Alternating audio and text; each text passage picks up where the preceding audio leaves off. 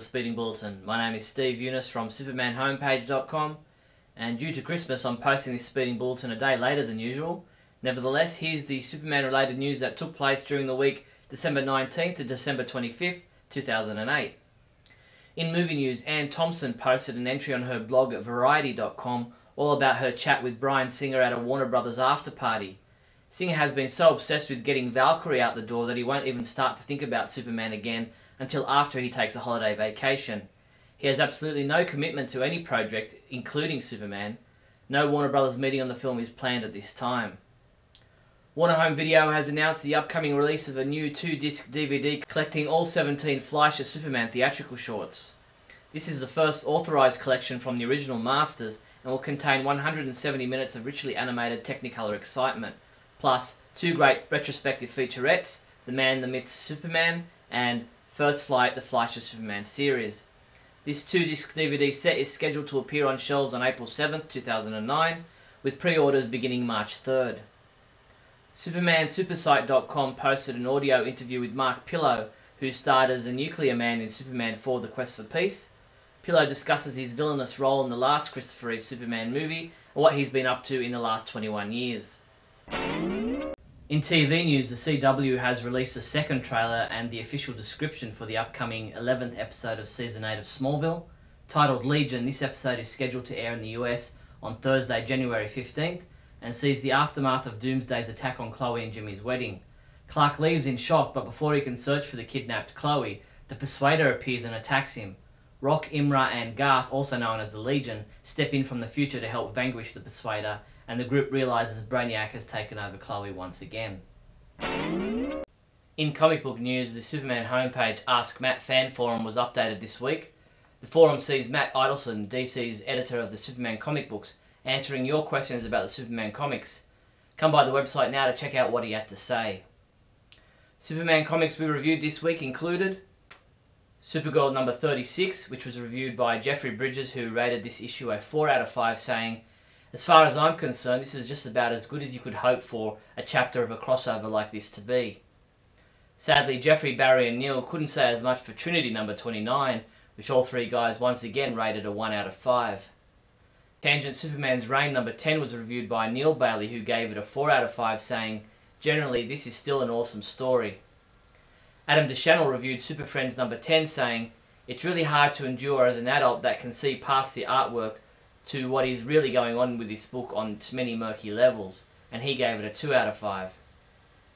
Superman comic shipping this week from December 24th include Reign in Hell number 6, Superman Supergirl Maelstrom number 4, and Trinity number 30.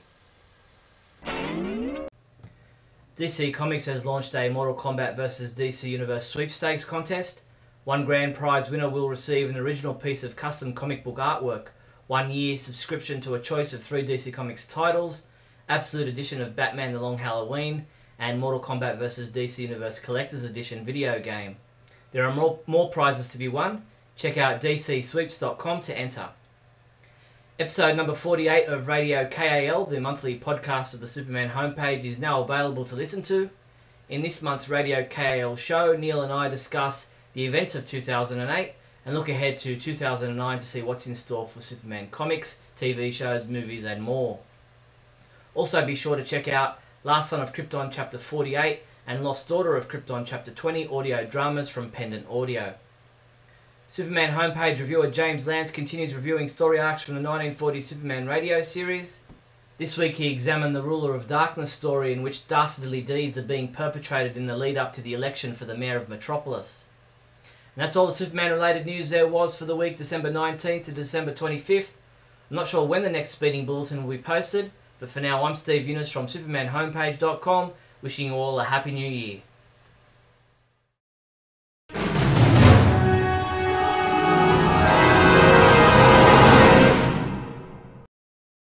Hello and welcome to Bailey Planet. It's 1 week later and I've managed to remove the cat from my lap.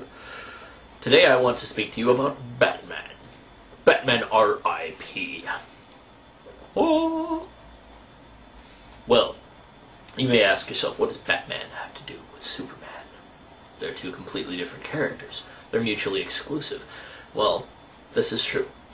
But the reason why Batman R.I.P. means something about Superman is that Batman's circle, the big superhero circle, influences Superman. And if you see stuff happening in Batman that's not that great, well, maybe it's going to influence what they do on Superman. So what happened with R.I.P.? Well, R.I.P. was a story that spent 6 indulgent issues talking about Batman. I think it was 6. I don't know, I kind of skimmed it.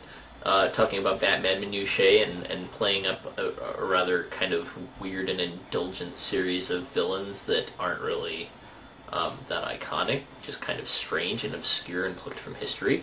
And then it ended with Batman being blown up in a helicopter, maybe, and a guy who was and wasn't Thomas Wayne taunting him.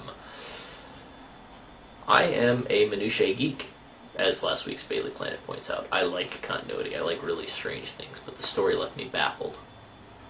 To see this in Batman and to see it run rampant makes me kind of fear that creators are given free rein too much sometimes. I'm all for creators being able to tell the story that they want to tell, but there also should be kind of like a justification for it, and it should be kind of more appealing on a broad scale. It's different if you write your own book, like Preacher, and some of the characters in there wouldn't have a very broad appeal per se, but it's that character's work, so he's enjoying it. But on a character like Batman or Superman, I'm a firm believer that you've got to subsume yourself for the better story.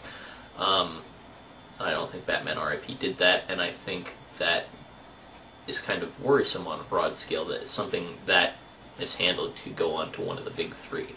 And my hope is that something like that never happens to Superman.